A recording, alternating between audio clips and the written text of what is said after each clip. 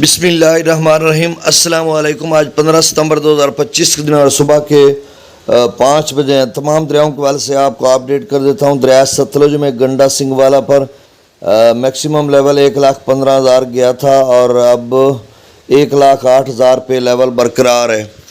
اور دریا چناب راوی ستلج کا سیلابی ریلا جو سندھ میں شامل ہو چکا تھا اور گڈو براج پر اس کا جو لیول ہے وہ 6.5 لاکھ کیوسک ہے اور سکھر پر 5 لاکھ کیوسک کو کراس کر چکا ہے اپ سٹریم۔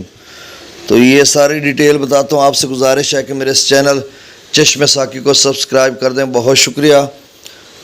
اب میں آپ کو بتا دیتا ہوں ڈیٹا۔ دریا ستلج میں گنڈا سنگھ والا پر 1,08,000 کیوسک، سلیمان کی پر 78,000، اسلام پر 82,000، راوی میں جسر پر 10,000، شادرہ پر 11,000، بلو کی پر 19,000، سدنئی براج پر بھی 19,000، دریا چناب میں امرالہ پر 62,000، خانکی پر 65,000، قادر آباد پر 60,000، چنیوٹ برج پر 47,000، ترمو براج پر 83,000 اور پانجند پر 3,33,000 کیوسک۔ دریا جیلہ میں مغلہ ڈیم سے 9,000 کیوسک، رسول پر سے اخراج نہیں ہو رہا۔ دریا سندھ میں تربیلا ڈیم سے 1,55,000، کابل دریا میں 20,000، کالا باغ پر 1,67,000، چشمہ پر 1,65,000، تونسہ پر 1,48,000، گڈو پر 6,40,000 کیوسک اپ سٹریم ہے اور ڈاؤن سٹریم 6,06,000 کیوسک۔ سکھر پر اپ سٹریم 5,06,000، ڈاؤن سٹریم 4,55,000، کوٹڑی پر اپ سٹریم 2,78,000، ڈاؤن سٹریم 2,67,000۔